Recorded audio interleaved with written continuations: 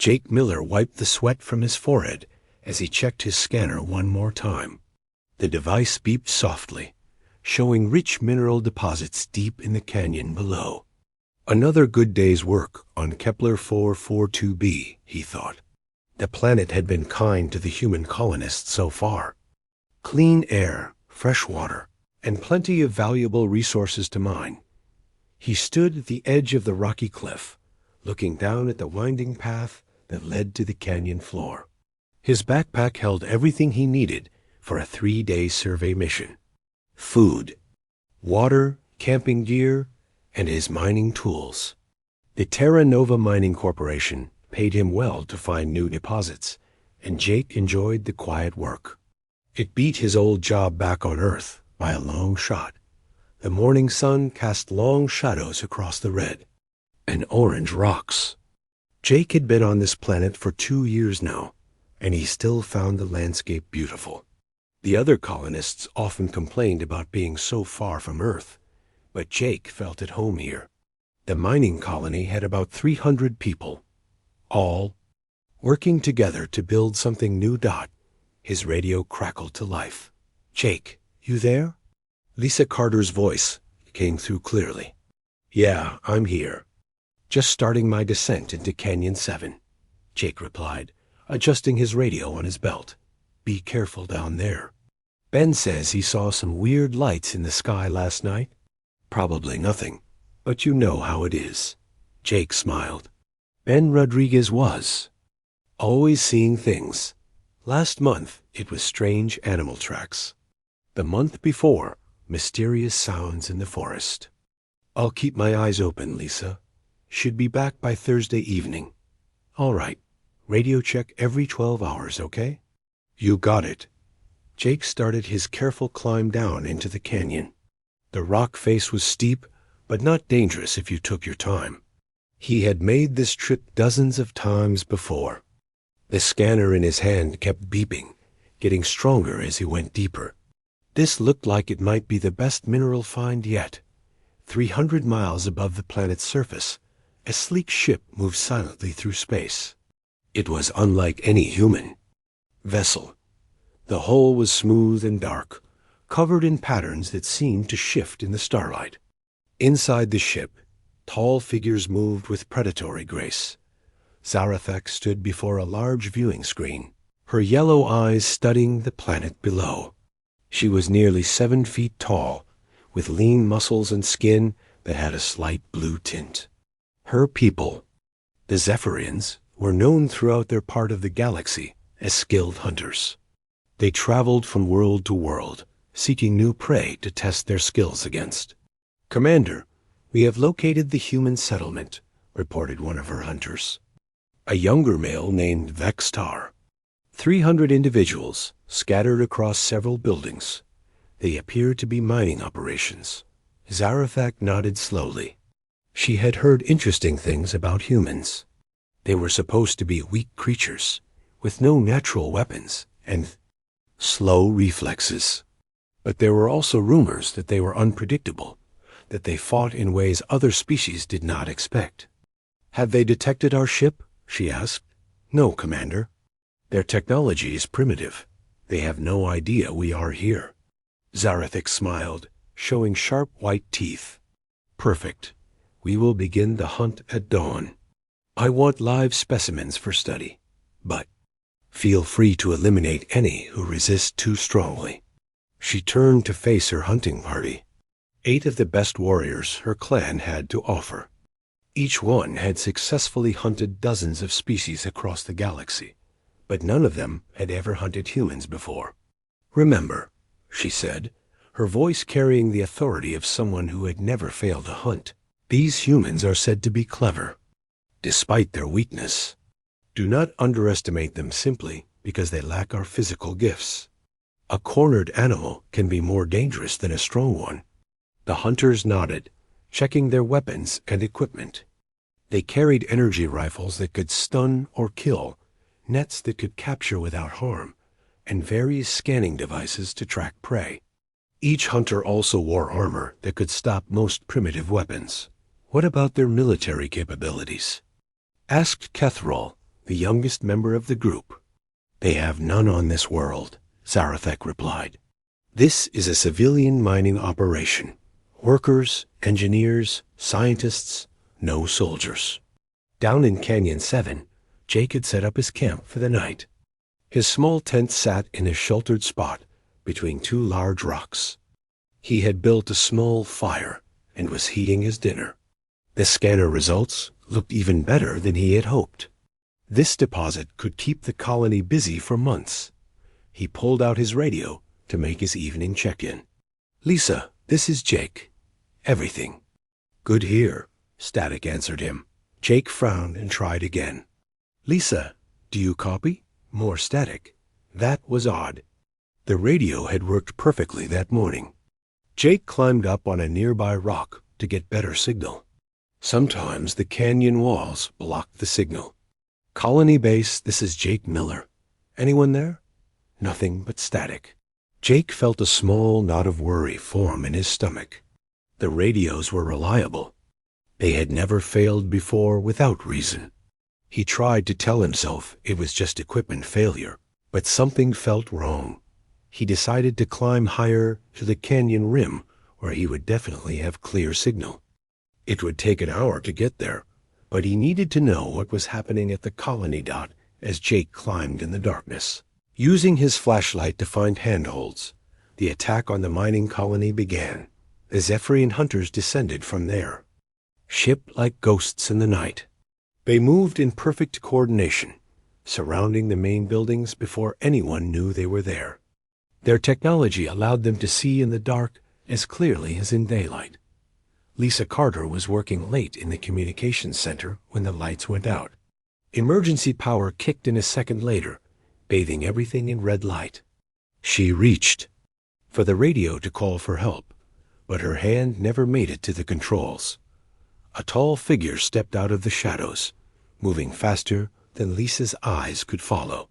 She caught a glimpse of yellow eyes and blue-tinted skin before something struck her neck.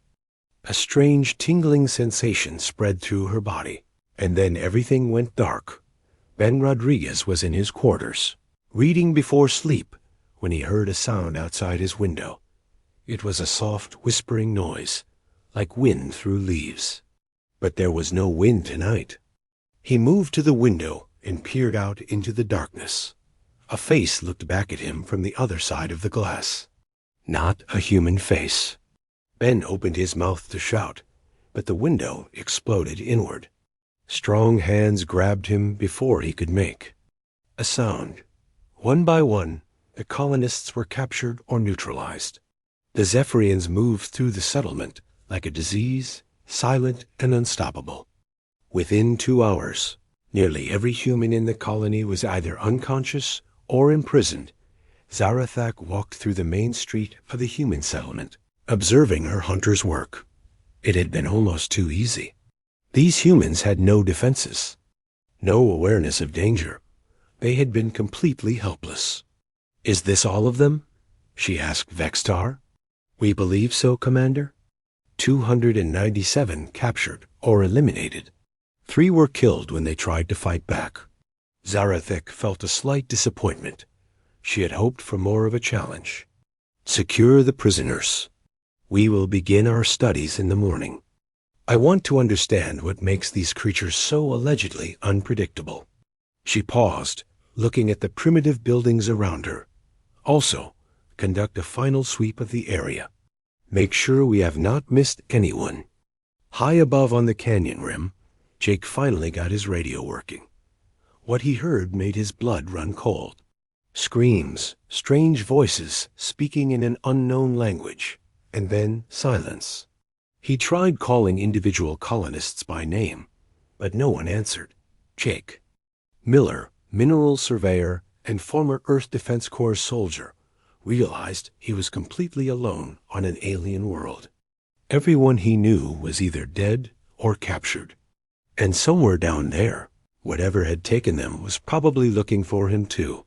He looked down at his basic mining equipment and few supplies. Then he looked toward the colony, where strange lights now moved between the buildings. Jake had 2 choices. He could try to escape, find somewhere to hide until a rescue ship came. Or he could go back and try to help his friends. Jake Miller had never run from a fight in his life. He was not going. To start now. Jake spent the rest of the night watching the colony from the canyon rim. Strange blue lights moved between the buildings like giant fireflies. Sometimes he heard sounds carrying on the wind. Metal clanging, machinery humming, and worst of all, human voices crying out in fear or paying out by dawn. Jake had made his plan.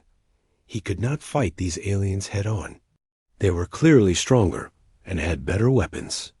But Jake had spent 6 years in the Earth Defense Corps before becoming a miner. He knew something about warfare that these hunters might not expect. The first rule of guerrilla fighting was to know your enemy better than they knew you. Jake needed information before he could act.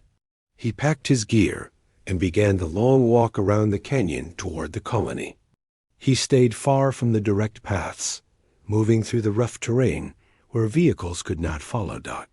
It took him most of the day to get close enough to observe the aliens properly. Jake found a hiding spot on a hill overlooking the main settlement. Through his binoculars, he got his first clear look at his enemies. They were tall, maybe 7 feet, with lean bodies that moved like big cats. Their skin had a blue tint, and their eyes were bright yellow. They wore some kind of armor that looked both flexible and strong. Each one carried weapons that Jake did not recognize, but they were clearly advanced technology. Jake counted 8 of them moving around the colony. They had built some kind of temporary structures in the main square. Cages, Jake realized with growing anger. They were keeping the colonists in cages like animals. One alien seemed to be in charge. A female, Jake thought, based on her body shape and the way the others deferred to her. She was examining captured humans like a scientist studying insects. Jake watched her pick up Lisa Carter and turn her this way and that, as if checking her. Physical condition. Jake gritted his teeth, but forced himself to keep watching. He needed to understand their patterns, their routines, their weaknesses. The aliens seemed confident, almost casual. They posted only one guard at a time, and often left equipment lying around unattended. That gave Jake his first idea. As night fell, Jake moved closer to the colony. The aliens had excellent night vision, he could tell, but they relied heavily on their technology. Sensors, scanners, and automated systems did most of their watching for them. Jake had learned about electronic warfare in the military. These aliens might have better technology, but technology always had weaknesses. And Jake had something they probably did not expect. He knew how to make things explode. Mining required a lot of controlled explosions. Jake's pack contained several small charges meant for breaking up rock formations.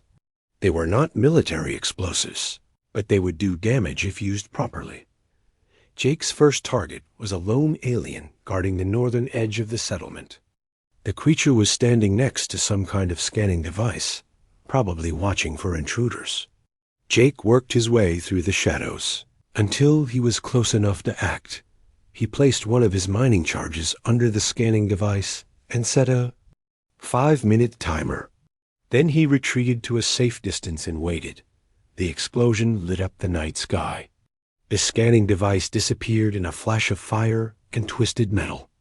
More importantly, the guard was thrown backward by the blast. His armor cracked and smoking. Jake did not wait to see if the alien was dead or alive. He was already moving to his next target. The explosion would bring the others running, which was exactly what he wanted. While they were distracted, Jake could hit them somewhere else. The aliens responded quickly to the explosion. Jake heard them calling to each other in their strange language, voices sharp with surprise and anger. They were not used to their prey fighting back. Jake's second target was their ship. He could see it landed just outside the colony, dark and sleek like a giant predatory bird. Jake did not think he could destroy it, but he might be able to damage. it enough to prevent them from leaving or calling for help. He placed his remaining charges around what looked like the ship's engine section. The metal was incredibly hard, unlike anything Jake had ever seen, but the explosives were designed to crack the toughest rock. If nothing else, they might damage some external systems. Jake set the timers for 10 minutes and ran. He wanted to be far away when those charges went off. The second explosion was much larger than the first. Jake felt the ground shake beneath his feet, even from a quarter-mile away. Orange flames shot into the sky, and pieces of alien metal rained. Down across the settlement. Now the real hunt would begin. Zarethak stood in the smoking wreckage of her ship's landing gear, her yellow eyes blazing with fury. The human settlement had seemed completely defenseless. Her sensors had detected no military installations, no weapons, no organized resistance. Yet somehow, someone had managed to damage her ship and kill one of her hunters. Commander Vextar approached carefully. Kethrel is dead. The explosion crushed his chest. Zarethak nodded grimly. Kethrel had been young but promising. His death would not go unavenged. Have you found the one responsible? No, Commander. Our sensors detect no movement in the immediate area. Whoever did this has already moved to a new position. Zarethak studied the damage to her ship. The landing gear was destroyed, and several hull plates were cracked. They could not leave the planet until repairs were made. More importantly, their long-range communications were offline. They could not call for help or report their situation. This was not random destruction, she said slowly. Look at the placement of the charges. The first explosion was a distraction, drawing our attention, while the real attack was launched against our ship. Whoever did this understands tactical thinking. She turned to address her remaining hunters. We are dealing with someone who has military training. Perhaps one of these humans has more background than our intelligence suggested. What are your orders, Commander? Asked Vextar. Double the guard on the prisoners. Start interrogating them. I want to know if there are any missing colonists, and I want to know their backgrounds, especially any military service. Zarethak looked out into the darkness beyond the settlement. Somewhere out there, a single human was turning her hunt into something she had never experienced before. Instead of feeling frustrated, she found herself intrigued. This might be the challenge she had been seeking for so long. Also, she added, begin hunting actively. No more passive defense. Track this human down and bring him to me alive. I want to understand what we are dealing with. Jake had found a new hiding place in an abandoned mining shed about 2 miles from the colony. It was far enough away to be safe but close enough for him to observe the aliens' response to his attacks. He was pleased to see them scrambling around in obvious confusion. They had doubled their guards and were clearly taking the threat seriously now. That was good and bad. Good because it meant they were afraid. Bad because it would make his next attacks much harder. Jake inventoried his remaining supplies. Number. More explosives, but he still had his mining tools. A laser cutter for precise work, a sonic drill for hard rock, and various hand tools. Not exactly military weapons, but potentially useful in the right situations. He also had his knowledge of the local terrain. Jake had spent 2 years exploring this area. He knew every canyon, every cave, every hidden path. The aliens might have superior technology, but they were strangers here. Over the next 3 days, Jake launched a series of small attacks against the alien hunters. He cut power lines to their temporary structures, using his laser cutter to sever cables in places that would be hard to repair. He used his sonic drill to create rock slides that blocked their patrol routes. He even managed to steal some of their equipment when guards were distracted. Each attack was small, but together they were having an effect. The aliens were becoming frustrated and paranoid. They were posting more guards, which meant fewer hunters available for patrols. They were also making mistakes, leaving positions exposed as they tried to cover too much ground with too few people. On the fourth night, Jake got his biggest break yet. One of the alien guards fell asleep at his post. Jake was able to get close enough to one of the prisoner cages to make contact with the humans inside. "Lisa," he whispered through the bars. "Lisa, wake up." Lisa Carter's eyes opened slowly. She had been beaten, Jake could see, but she was alive and alert.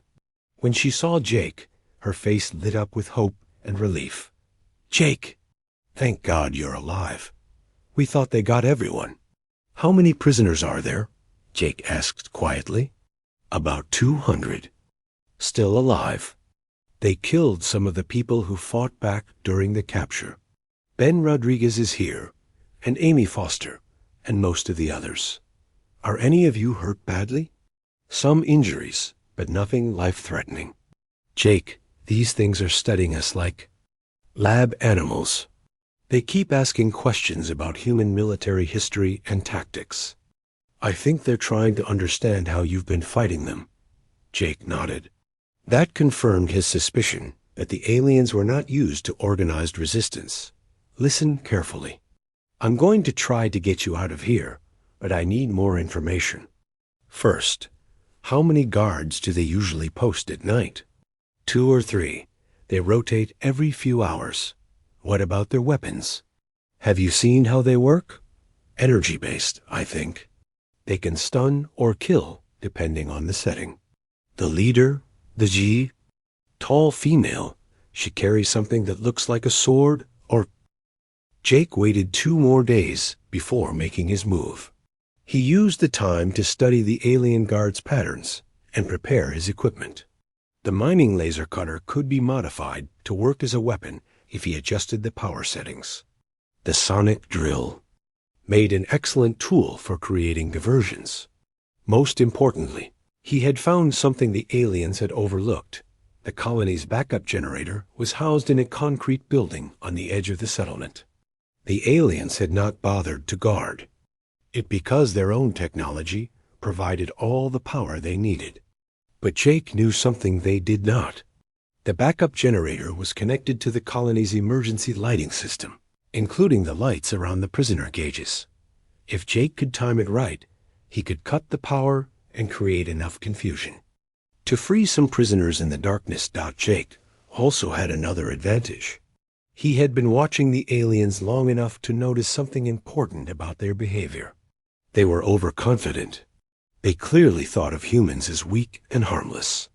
Despite his attacks, they posted guards, but the guards were often bored and inattentive. They had technology, but they relied on it too much. The night Jake chose for his rescue attempt was cloudy with no moon. Perfect conditions for someone who had learned to move in darkness during his military training. Jake started by cutting the thick power lines to the backup generator. The colony went completely dark, except for the aliens' own portable lights. He heard voices calling out in their strange language. Sharp with surprise and irritation. In the confusion, Jake moved toward the prisoner cages. He had identified the one holding Lisa and Ben, plus about 20 other colonists. If he could free them, they could help with freeing others. The cage was made of some kind of energy field between metal posts. Jake did not understand the technology, but he could see a control panel nearby. He used his laser cutter on the lowest setting to melt through the panel's casing. Inside, he found circuits that looked familiar enough. Jake had always been good with electronics. He crossed 2 wires, and the energy field flickered and died. "Lisa, Ben, everyone out now," Jake whispered urgently. "Stay low and follow me." The prisoners moved quickly and quietly. Jake was proud of how well they responded to the emergency. These were not soldiers, but they were tough people who had volunteered to build a new life on an alien world. Jake led them to a storage building he had scouted earlier. It was far enough from the main settlement to be safe, but close enough for them to help with further rescues. Jake, thank God, Lisa said as soon as they were safely inside. What's the plan? First, I need information. How many aliens are there total? 7 now, Ben answered. You killed one with that first explosion. The others are getting really angry about your attacks. Tell me about their leader, the tall female. She calls herself Zarethek, Amy Foster. Spoke up. She was an engineer and had always been good at observing technical details. She's different from the others. More careful, more intelligent. She's been asking a lot of questions about human military history. Jake frowned. What kind of questions? About our wars, our fighting methods, how we organize armies. It's like she's trying to understand why you've been so effective against them. That was troubling news. If the alien leader was learning about human tactics, Jake's advantage might not last much longer. What about their weapons and equipment? Jake asked. The weapons are energy-based, Lisa said. They have different settings. Stun, injure, or kill. But there's something else, Jake. I think they might have some kind of communication with their home world.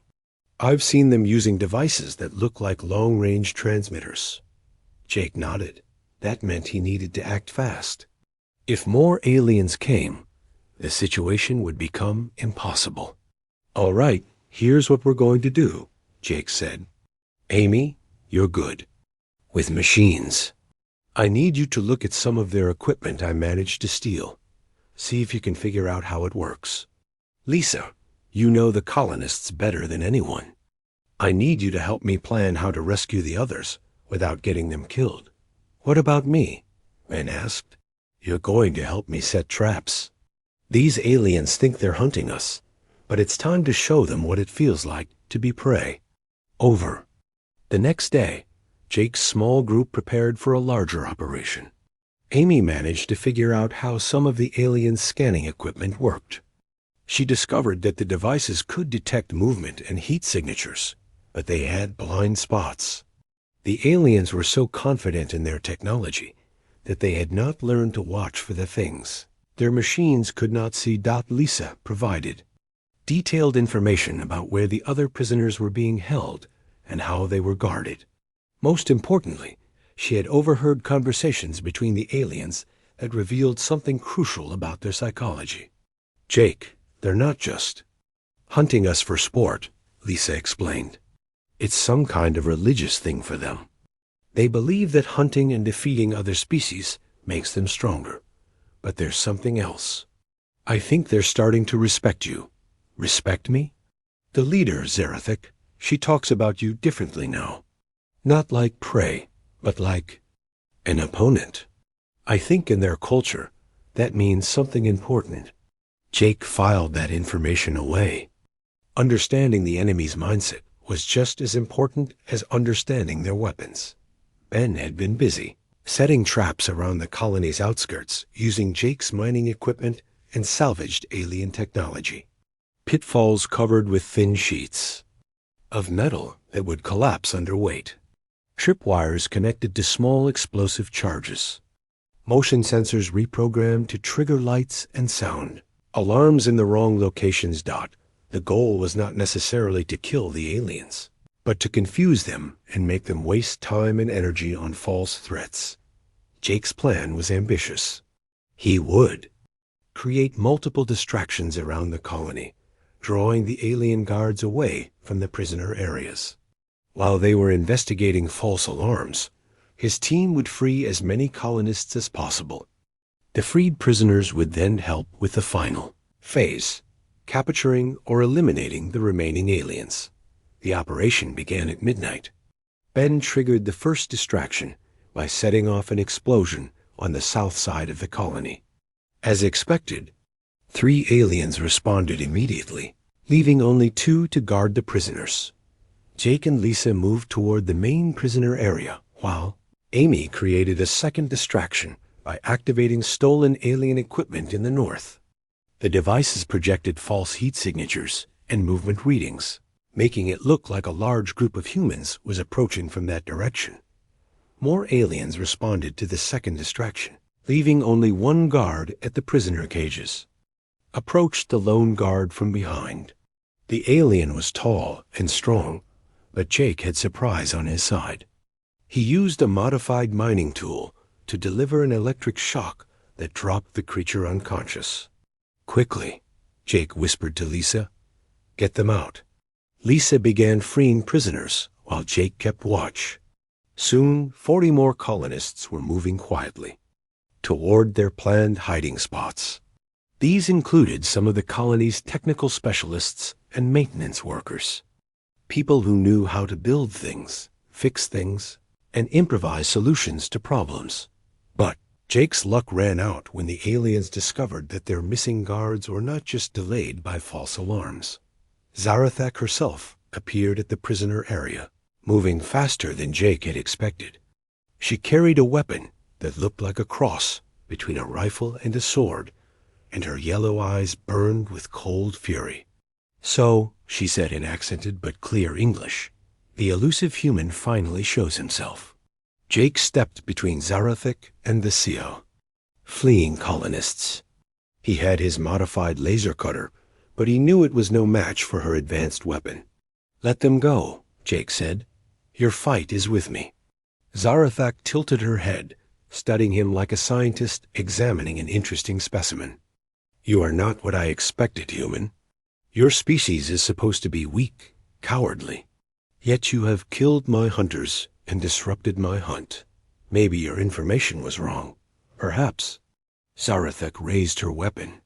"Tell me, what is your military background? You fight like a trained soldier, not a simple miner." Jake did not answer. He was calculating distances, looking for cover, trying to find any advantage in what seemed like a hopeless situation. "Earth Defense Corps," Zarathak continued, apparently reading something from a device on her wrist. 6 years of service, including combat operations. That explains much. Jake was surprised that she had access to his military records, but he tried not to show it. "You want to know what your information missed?" Jake asked, buying time for the last prisoners to escape. "We don't fight because we're strong. We fight because we don't know how to quit." Zarathak laughed, a sound like breaking glass. "Bravery is admirable, human Jake Miller, but it will not save you or your people." She fired her weapon. Jake dove sideways, feeling the energy beam sear the air where he had been standing. He rolled behind a metal crate and returned fire with his laser cutter. The beam struck Zarathak as armor and did no visible damage. "You cannot win this fight," Zarathak called out. "Surrender now, and I will make your death quick." Jake's response was to trigger one of Ben's nearby traps. An explosion rocked the area, filling the air with smoke and debris. In the confusion, Jake managed to escape toward the hiding place where his people were waiting, but he knew the situation had changed. Zarathak was no longer treating this as a simple hunt. She was taking him seriously as an opponent. Jake now had 60 freed colonists hiding in various locations around the mining settlement. They had formed into small groups, each with a specific job. Some were scouts who watched the aliens and reported their movements. Others worked on building weapons and tools from mining equipment. A few specialized in creating distractions and false signals to confuse the enemy. Amy Foster had become especially valuable. She had managed to reverse engineer some of the alien technology Jake had captured. The scanning devices could be reprogrammed to work for humans instead of against them. More importantly, she had figured out how to jam the aliens' communications with each other. "Jake, I think I can block their radio signals," Amy explained from their newest hideout in an abandoned ore processing plant. "If we can stop them from coordinating, they'll be much easier to pick off one by one." Jake nodded. "Do it, but be ready to move fast once you start jamming. They'll figure out where the signal is coming from pretty quickly." Over the past week, Jake's war against the aliens had evolved into something more complex. It was no longer just about survival or rescue, Both sides were learning from each other, adapting their tactics, becoming more dangerous. Zarethak had proven to be a cunning opponent. After Jake's rescue operation, she had changed her entire approach. Instead of hunting aggressively, she had pulled her remaining hunters back to defensive positions around the main prisoner area. She was forcing Jake to come to her rather than chasing him around the colony. More troubling, she had started executing prisoners. "Jake, you need to see this," Lisa said, returning from a scouting mission. Her face was pale with anger and grief. "They killed Mrs. Patterson and 2 of the maintenance workers. Left their bodies where we could see them." Jake felt cold fury building in his chest. Mrs. Patterson had been the colony's head teacher, a kind woman who had taught the children of the mining families. She had never hurt anyone in her life. "They're trying to force us into making mistakes," Jake said through gritted teeth. "Zarethak knows we'll want to rush in and save the others." "So what do we do?" Ben asked. "We can't just let them keep killing people." Jake was quiet for a long moment. This was the hardest part of leadership, making decisions that might get people killed no matter what you chose. "We stick to the plan," he finally said. "If we rush in now, we'll all die, and the rest of the prisoners will die too. But we're going to make them pay for those murders." That night, Jake launched his most aggressive attack yet. Using Amy's communication jamming, he isolated one of the alien hunters who was patrolling the eastern edge of the settlement. Without radio contact, the hunter could not call for help when Jake's team surrounded him. The alien was fast and strong, but he was outnumbered by humans who knew the terrain and had nothing left to lose. Jake's group used mining nets and improvised weapons to bring the creature down. More importantly, they captured him alive. Jake now had something he had never expected to possess, a prisoner of his own. The captured alien's name was Vextar, and he was young for his species. Under interrogation, he revealed crucial information about Zephyrian culture and psychology. "You do not understand what you have done, human," Vextar said in broken English. "Zarethak is no ordinary hunter.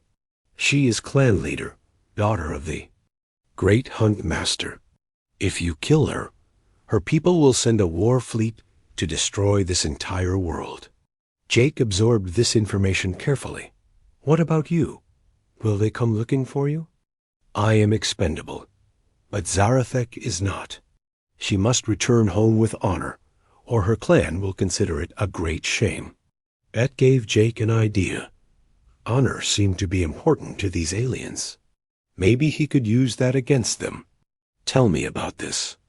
"Honor system," Jake said. "What would happen if Zarethak was defeated in single combat?" Vextar's yellow eyes widened. "Single combat?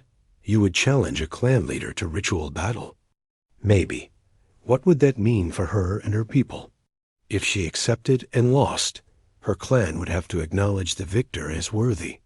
But no off-worlder has ever defeated a Zephyrian clan leader in single combat. It is considered impossible." Jake smiled grimly. Impossible was just another word for hasn't been done yet. But first, he needed to deal with the remaining prisoners. Zarethak still held over 100 colonists, and she was getting more ruthless as the conflict continued. Jake's next operation was his most ambitious yet. Instead of attacking directly, he decided to make Zarethak come to him. Using Amy's technical skills and information from their prisoner, Jake's team began broadcasting false signals. That made it look like a rescue ship was approaching the planet. The signals were designed to trigger the aliens' automated systems, making them think that human military forces were about to arrive. If Zarethak believed reinforcements were coming, she might make desperate moves that would expose her to attack. The deception worked better than Jake had hoped. Within hours of beginning the false broadcast, the aliens began moving frantically around the colony. They were clearly preparing for a major battle against an enemy that did not exist. More importantly, Zarathak began moving prisoners to a more secure location deeper in the settlement. That meant her forces would be spread thin, giving Jake's teams multiple opportunities to strike. But Zarathak was not fooled for long. She was too experienced a hunter to fall for deception without testing it first. When her own scanners failed to detect any approaching ships, she realized what Jake was doing. Her response was swift and personal. Jake was coordinating with his teams from the ore processing plant when Zarathak came for him. She came alone, moving through the facility like a ghost, avoiding the traps and alarms that Jake's people had set up. Jake first realized she was there when his scouts failed to check in on schedule.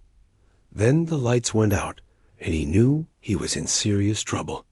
Jake Miller. Zarathak's voice echoed through the dark facility. I have come to end this game between us. Jake grabbed his weapons and began moving through the maze of conveyor belts and ore crushers that filled the building. He knew every inch of this place, but Zarathak's superior night vision gave her a major advantage. You fight well for a human, Zarathak continued, her voice seeming to come from everywhere at once. But you fight without honor. Deception, traps, attacking from shadows. These are the tactics of prey, not the true warrior. Jake did not bother to answer. He was too busy trying to stay alive. Every few seconds, energy beams lit up the darkness as Zarathak fired at sounds or movements. The beams melted through metal like it was paper. Your prisoner told us something interesting, Zarathak said. He claims you would challenge me to single combat. Is this true? Jake found a moment of cover behind a massive ore crusher. Maybe. What would be the terms? Simple. You and I, weapons of choice. No interference from others. If you win, I will release all prisoners and leave your world. If I win, your people will surrender and submit to judgment. Jake considered the offer. It was probably a trap, but it was also an opportunity. If he could defeat Zarathak in a fair fight, he could save everyone. If he lost, at least his death might buy time for the others to escape. And you'll keep your word? If I win, you'll really leave? I am clan leader. My word is absolute among my people. Jake thought about Mrs. Patterson and the other murdered colonists. He thought about Lisa and Ben and all the others depending on him. Most of all, he thought about the simple fact that he was tired of running and hiding. All right, Jake called out, single combat. But not here, not in the dark where you have all the advantages. Dawn, in the main square where everyone can see. There was a long pause. Then Zarathak laughed, that same sound like breaking glass that Jake had heard before. Very well, human, dawn it is. Choose your weapons wisely. It will be the last choice you ever make. Jake heard her moving away, leaving the facility as silently as she had entered. He was alone again, but now he had less than 6 hours to prepare for the most important fight of his life. As word spread among the freed colonists about the coming duel, Jake began his final preparations. He cleaned and checked his weapons, reviewed everything he had learned about Zephyrian physiology and fighting techniques, and tried to get a few hours of rest. But mostly, he thought about what Vextar had said about honor and shame. Zarathak was fighting for more than just victory. She was fighting to maintain her position, her reputation, her entire identity as an undefeated warrior. That pride might be her weakness. Jake had learned long ago that overconfident opponents often made fatal mistakes. As the sun began to rise over Kepler 442b, Jake Miller walked toward the main square to face an enemy who had never been defeated in single combat. He was outmatched in every physical category, but he had something that Zarathak might not expect. He had the desperate cunning of a human being who refused to give up. The final hunt was about to begin, and only one of them would walk away alive. Dawn broke over the mining colony with an orange glow that painted the buildings in shades of fire. Jake Miller stood in the center of the main square, checking his equipment one last time. He had chosen his weapons carefully: his modified laser, cutter, a heavy mining wrench, and a length of high-tensile cable from the ore processing plant dot around the square. Both humans and aliens gathered to watch the duel. The freed colonists stayed at a safe distance, but Jake could see Lisa, Ben, and Amy among them. Their faces showed fear and hope in equal measure. On the other side, the remaining alien hunters formed a silent line. Their yellow eyes were fixed on their leader with what looked like religious devotion. Zarathak entered the square as the sun cleared the horizon. She moved with predatory grace, her armor gleaming in the morning light. In her hands, she carried her ceremonial weapon, a curved blade that seemed to shift between sword and rifle, depending on how she held it. The weapon was beautiful and deadly, clearly crafted by master artisans. "Human Jake Miller," Zarathak said formally, "you have accepted the challenge of single combat. Do you understand that this battle will be to the death?" "I understand," Jake replied. "Do you swear on your clan's honor that you'll keep your word if I win?" "I swear by the Great Hunt Master and all my ancestors. If you defeat me in fair combat, my hunters will release your people and leave this world immediately." Jake nodded. He believed her. Whatever else Zarathak was, she seemed to be a creature of her word. "Then let's finish this." Zarathak raised her weapon, and the blade began to glow with energy. "You fight bravely for prey, human, but courage alone will not save you." The first exchange happened faster than most observers could follow. Zarathak lunged forward with inhuman speed, her blade slicing through the air where Jake's head had been a moment before. Jake rolled sideways and came up firing his laser cutter, but the beam scattered harmlessly off Zarathak's armor. Jake had expected this. His weapons were designed for cutting rock, not fighting alien warriors. But he had other advantages. Zarathak pressed her attack, moving in a blur of strikes and thrusts.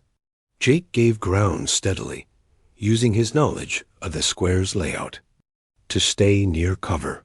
A broken fountain here, a pile of supply crates there, anything that could block or deflect Zarathak's attacks. "You fight like prey," Zarathak taunted as her blade sparked off a metal crate. "Running, hiding, avoiding direct confrontation. Is this the best your species can offer?" Jake did not respond. He was studying her patterns, watching for weaknesses.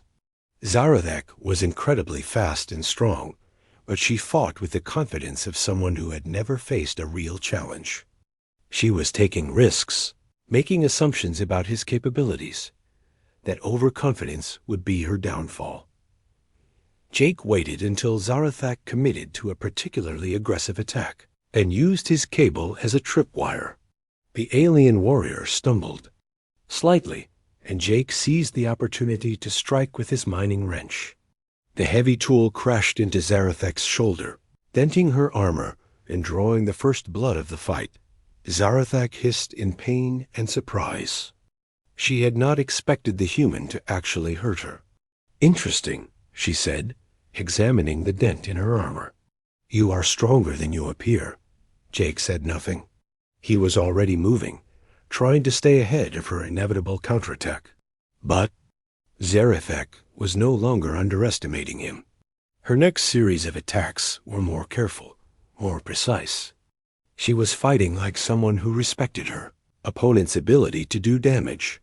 The battle raged across the square for 20 minutes. Jake used every trick he had learned in 6 years of military service and 2 years of dangerous mining work. He turned the terrain to his advantage, used debris as weapons, and exploited every moment of Zarathak's overconfidence. But slowly, inevitably, he was losing ground. Zarathak's superior physical abilities were telling. She was faster, stronger, and her weapon could cut through anything Jake used for cover. His armor was improvised protection cobbled together from mining gear. Hers was advanced technology. Designed specifically for combat. Jake was bleeding from a dozen small cuts where Zarathak's blade had found its mark. His breathing was labored, and his movements were getting slower. Zarathak, meanwhile, showed only minor damage to her armor and seemed barely winded. "You have fought well, human," Zarathak said as she backed Jake against the wall of the colony's main building. "Better than any prey I have ever hunted. I will ensure your death is recorded in the clan histories as an honorable one." Jake looked around desperately. He was trapped with nowhere to run. Zarathak raised her weapon for the killing blow, her yellow eyes bright with victory. That was when Jake made his final gambit. Instead of trying to dodge or block, Jake dropped his weapons and grabbed Zarathak's wrist with both hands. The alien was stronger than him, but Jake's action caught her completely off guard. No prey had ever tried to grapple with a Zephian warrior in close combat. Using leverage instead of strength, Jake twisted Zarathak's arm and threw her over his shoulder in a move he had learned in military hand-to-hand training. The tall alien crashed into the building wall with bone-jarring force. Zarathak recovered quickly, but not quickly enough. Jake was already inside her guard, too close for her to use her blade effectively.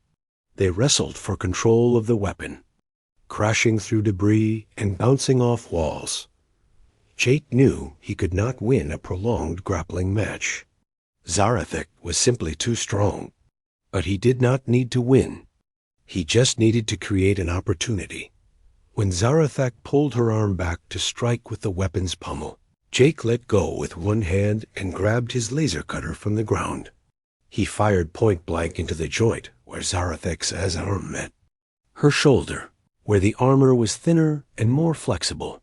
The focused beam burned through the armor and into flesh beneath. Zarathak screamed in pain and dropped her weapon.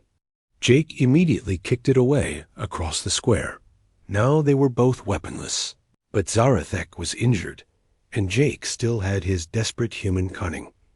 They fought hand-to-hand in the dust of the square, trading punches and grappling for advantage. Zarathak landed several powerful blows that left Jake stunned and gasping. But Jake kept coming back, kept fighting, kept refusing to stay down. Finally, both fighters were exhausted. Zarathak had managed to get behind Jake and wrap her arm around his throat in a chokehold. Jake could feel consciousness slipping away as her grip tightened. In desperation, Jake reached back and grabbed Zarathak's injured shoulder, digging his fingers into the wound the laser had made. Zarathak's grip loosened just enough for Jake to break free and spin around. They faced each other across a few feet of space, both breathing hard, both bloodied and battered. Zarathak's right arm hung useless at her side. Jake's left eye was swollen shut and blood ran from his nose.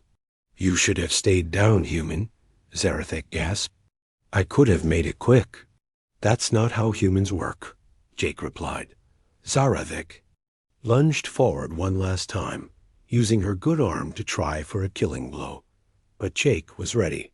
He sidestepped and caught her arm, using her own momentum to drive her into the ground. They crashed down together in a tangle of limbs.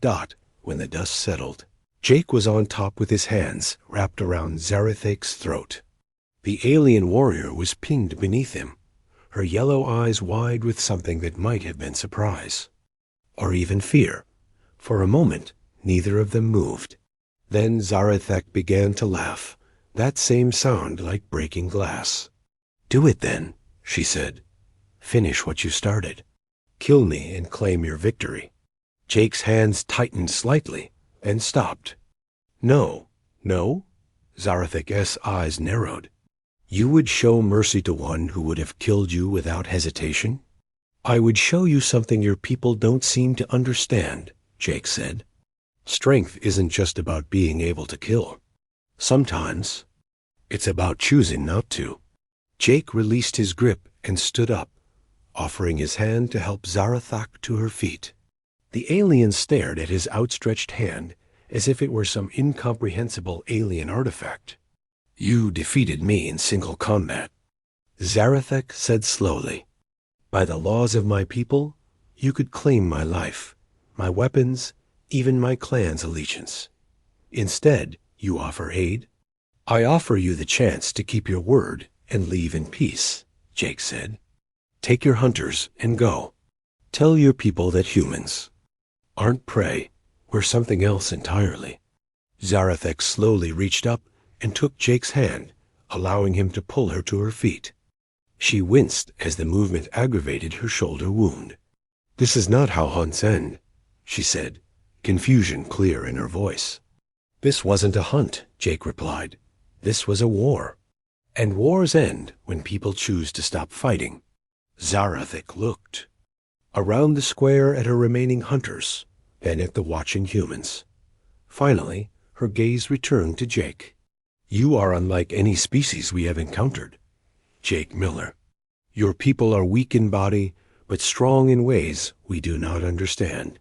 Perhaps that makes you more dangerous than any creature we have hunted." She moved to where her weapon lay in the dust and picked it up with her good arm. For a moment, Jake tensed, wondering if she would try to attack again. Instead, she reversed the weapon and offered him the hilt. "By right of combat, this belongs to you now." Jake shook his head. "Keep it. Just remember what happened here when you're telling your people about humans."